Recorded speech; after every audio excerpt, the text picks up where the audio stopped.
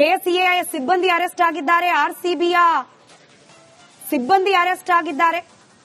ಹಾಗಾದ್ರೆ ಬನ್ನಿ ಬನ್ನಿ ಅಂತ ಹೇಳಿ ಆಹ್ವಾನವನ್ನ ಕೊಟ್ಟಂತಹ ಮುಖ್ಯಮಂತ್ರಿ ಉಪಮುಖ್ಯಮಂತ್ರಿಗಳ ಮೇಲೆ ಕ್ರಮ ಬೇಡವಾ? ಪ್ರಶ್ನೆ ಕೇಳಬಾರ್ದಾ?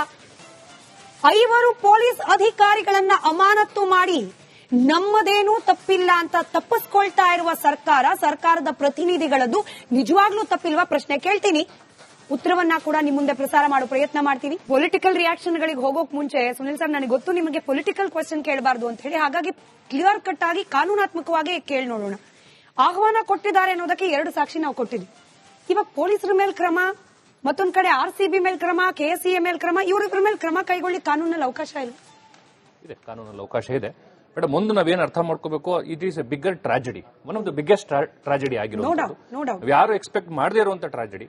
ಮತ್ತು ಎರಡನೇದು ಕಂಪ್ಲೀಟ್ ಮಿಸ್ ಮ್ಯಾನೇಜ್ಮೆಂಟ್, ಎಲ್ಲ ಕಡೆಯಿಂದ ಲ್ಯಾಪ್ಸಸ್ ಆಗಿದೆ. ಈಗ ಪೊಲೀಸ್ ಅಧಿಕಾರಿಗಳ ತಲೆದಂಡ ಮಾಡಿದ್ದಾರೆ. ಒಂದು ಕಾರ್ಯಕ್ರಮ ಮಾಡ್ತೀವಿ ಅಂತ ಸರ್ಕಾರ ಡಿಸೈಡ್ ಆದ ನಂತರ debate and shift to the officers first. Officers ಏನ್ ಮಾಡ್ತಾರೆ, ಲಾ ಅಂಡ್ ಆರ್ಡರ್ ನ ರೆಡಿ ಮಾಡ್ಕೊಂಡು ಶುರು ಮಾಡ್ತಾರೆ. ಪ್ರಿನ್ಸಿಪಲ್ ಸೆಕ್ರೆಟರಿ ಹೋಮ್ ಬರ್ತಾರೆ, ಹೆಲ್ತ್ ಬರ್ತಾರೆ, ಆಂಬ್ಯುಲೆನ್ಸ್ ಗಳನ್ನ ಸ್ಟೇಷನ್ ಮಾಡ್ತಾರೆ. ಅಲ್ಲಿ ಇನ್ ಕೇಸ್ ಫೈರ್ ಆಕ್ಸಿಡೆಂಟ್ ಆಯ್ತು ಅಂದ್ರೆ ಒಂದು ಫೈರ್ ಒಂದು ವೆಹಿಕಲ್ ಒಂದು ತಂದೆ ಇಡ್ತಾರೆ. ಅಲ್ಲಲ್ಲಿ ಕ್ರೌಡ್ ಕಂಟ್ರೋಲ್ ಮಾಡ್ಲಿಕ್ಕೆ ಅಡಿಷನಲ್ ಪೊಲೀಸ್ ಫೋರ್ಸಸ್ ಗಳನ್ನ ತರಬೇಕು. ಬಟ್ ಮೇಡಮ್ ಯಾವುದೂ ಇಲ್ಲ ಅಲ್ಲಿ. ನಮ್ಮ ಜನ ಬಹಳ ಬೇಜಾರಾಗಿದ್ದೇನಪ್ಪ ಅಂದ್ರೆ, ಪಾಪ ಪೊಲೀಸ್ ಅಧಿಕಾರಿಗಳು ಅಲ್ಲಿದ್ದಂತ ಕ್ರೌಡ್ ಕೈಯಲ್ಲಿ ತಗೊಂಡು ಹೋಗಿದ್ದಾರೆ ಹಾಸ್ಪಿಟಲ್ಗೆ, ವರ್ಚುವಲಿ ತಗೊಂಡು ಹೋಗಿ ಹೆಗಲ ಮೇಲೆ ಹಾಕೊಂಡು ಹೋಗಿ. ಸೊ ದಟ್ ವಾಸ್ ಅಬ್ಸಲ್ಯೂಟ್ಲಿ ಬ್ಯಾಡ್. ಹಾಗಾಗಿ ಈ ಸರ್ಕಾರಕ್ಕೆ ಅಥವಾ ಮುಖ್ಯಮಂತ್ರಿಗಳಿಗೆ ಯಾರು ಮಿಸ್ಗೈಡ್ ಮಾಡಿದವರು? ಎರಡನೇದು, ವಿಧಾನಸೌಧದ ಮುಂದೆ ನಾವು ಕಾರ್ಯಕ್ರಮ ಮಾಡ್ತೀವಿ ಅಂದಾಗ, ವಿಧಾನಸೌಧ ಅನ್ನೋದೇನು stadium? Is it a public place? ಅದೊಂದು ಹೈ ಸೆಕ್ಯೂರಿಟಿ ಝೋನ್.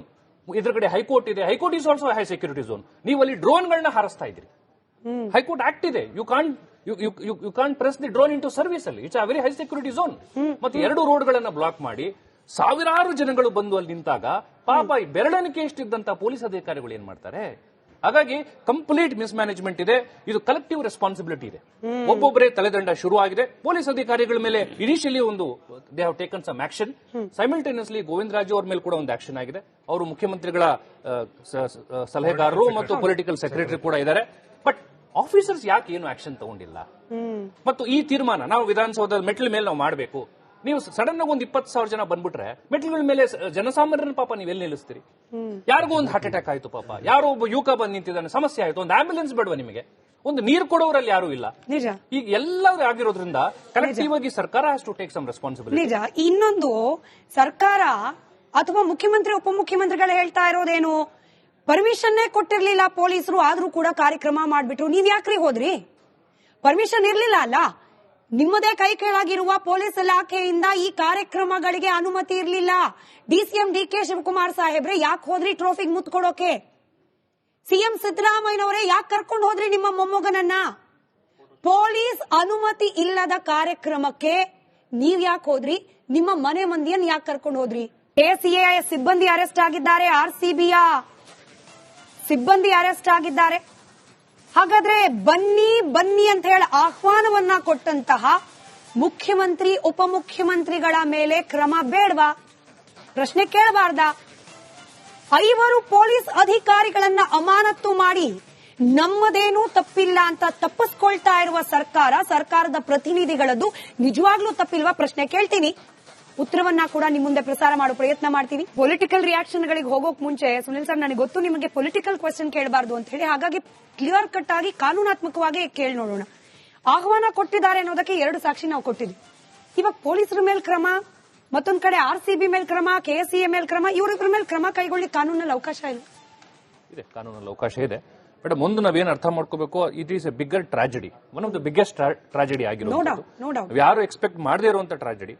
ಮತ್ತು ಎರಡನೇದು ಕಂಪ್ಲೀಟ್ ಮಿಸ್ ಮ್ಯಾನೇಜ್ಮೆಂಟ್, ಎಲ್ಲ ಕಡೆಯಿಂದ ಲ್ಯಾಪ್ಸಸ್ ಆಗಿದೆ. ಈಗ ಪೊಲೀಸ್ ಅಧಿಕಾರಿಗಳ ತಲೆದಂಡ ಮಾಡಿದ್ದಾರೆ.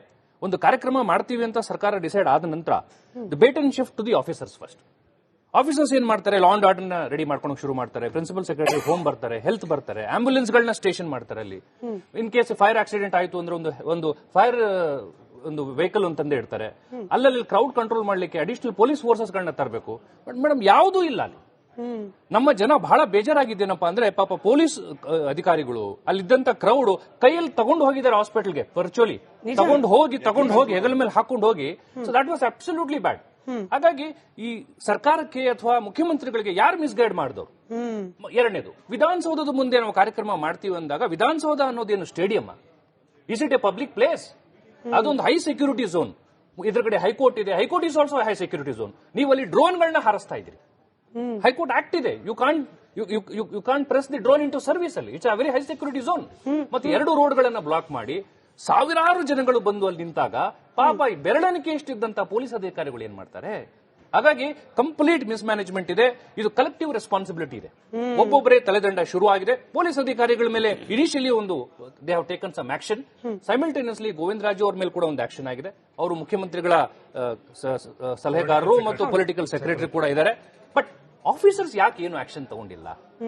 ಮತ್ತು ಈ ತೀರ್ಮಾನ ನಾವು ವಿಧಾನಸೌಧದ ಮೆಟ್ಲ ಮೇಲೆ ನಾವು ಮಾಡಬೇಕು. ನೀವು ಸಡನ್ ಆಗಿ ಒಂದು 20,000 ಜನ ಬಂದ್ಬಿಟ್ರೆ ಮೆಟ್ಲುಗಳ ಮೇಲೆ ಜನಸಾಮಾನ್ಯರನ್ನ ಪಾಪ ನೀವೆಲ್ಲಿ ನಿಲ್ಲಿಸ್ತೀರಿ? ಯಾರಿಗೂ ಒಂದು ಹಾರ್ಟ್ ಅಟ್ಯಾಕ್ ಆಯ್ತು, ಪಾಪ ಯಾರೋ ಒಬ್ಬ ಯುವಕ ಬಂದು ನಿಂತಿದ್ದಾನೆ, ಸಮಸ್ಯೆ ಆಯ್ತು, ಒಂದು ಆಂಬ್ಯುಲೆನ್ಸ್ ಬೇಡವಾ ನಿಮಗೆ? ಒಂದು ನೀರು ಕೊಡೋರಲ್ಲಿ ಯಾರು ಇಲ್ಲ. ಈಗ ಎಲ್ಲರೂ ಆಗಿರೋದ್ರಿಂದ ಕಲೆಕ್ಟಿವ್ ಆಗಿ ಸರ್ಕಾರ has to take some responsibility. ನಿಜ. ಇನ್ನೊಂದು, ಸರ್ಕಾರ ಅಥವಾ ಮುಖ್ಯಮಂತ್ರಿ ಉಪಮುಖ್ಯಮಂತ್ರಿಗಳು ಹೇಳ್ತಾ ಇರೋದೇನು, ಪರ್ಮಿಷನ್ನೇ ಕೊಟ್ಟಿರ್ಲಿಲ್ಲ ಪೊಲೀಸರು, ಆದ್ರೂ ಕೂಡ ಕಾರ್ಯಕ್ರಮ ಮಾಡ್ಬಿಟ್ರು. ನೀವ್ ಯಾಕ್ರಿ ಹೋದ್ರಿ? ಪರ್ಮಿಷನ್ ಇರ್ಲಿಲ್ಲ ಅಲ್ಲ.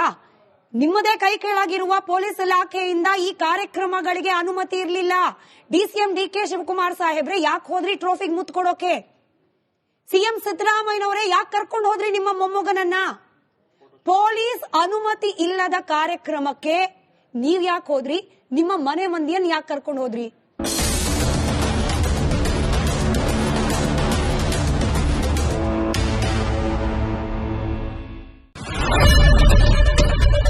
ಏನ್ ಪ್ರಾಬ್ಲಮ್ ಇಲ್ಲ ಏರಿಯಾದಲ್ಲಿ? ಏನ್ ಪ್ರಾಬ್ಲಮ್? ಏನ್ ನಿಮ್ ಪ್ರಾಬ್ಲಮ್? ಇನ್ನೆಲ್ಲ ಪ್ರಾಬ್ಲಮ್ ಐತಿಲ್ಲ ಹೇಳಿ. ಏನ್ರಿ ನಿಮ್ ಪ್ರಾಬ್ಲಮ್? ಏನ್ ನಿಮ್ ಪ್ರಾಬ್ಲಮ್ ಅಂತ ಹೇಳಿ. ಯಾರಪ್ಪ ನಗರಕ್ಕೆ, ಗಾಂಧಿನಗರ, ದಾಸರಹಳ್ಳಿ, ರಾಜರಾಜೇಶ್ವರಿ ನಗರ, ಚಾಮರಾಜಪೇಟೆ, ಹುಬ್ಬಳ್ಳಿ, ಚನ್ನಮರುತ್ತದ, ಮೈಸೂರಿಗೆ ಬಂದಿರೋದು. ಬ್ಯಾಡಗಿ ತಾಲೂಕಿಗೆ ನಾವು ಬಂದಿವ್ರಿ. ಸರ್ ಹೇಳಿ ಸರ್, ಏನ್ ಪ್ರಾಬ್ಲಮ್? ನಿಮ್ ಎಮ್ ಎಲ್ ಎ ಹೆಂಗೆ? ಏನೆಲ್ಲ ಸಮಸ್ಯೆಗಳು? ಏನ್ ಕಥೆ ಇಲ್ಲಿ ಬಂತ? ಅಯ್ಯಪ್ಪ ಯಾವತ್ತೂ ಬಂದಿಲ್ಲ. 2 months ಇಂದ ನೀರಿಲ್ಲ. ಟ್ಯಾಂಕರ್ ಬರ್ಬೇಕಾದ್ರೆ ರೋಡ್ ಸರಿ ಇಲ್ಲ.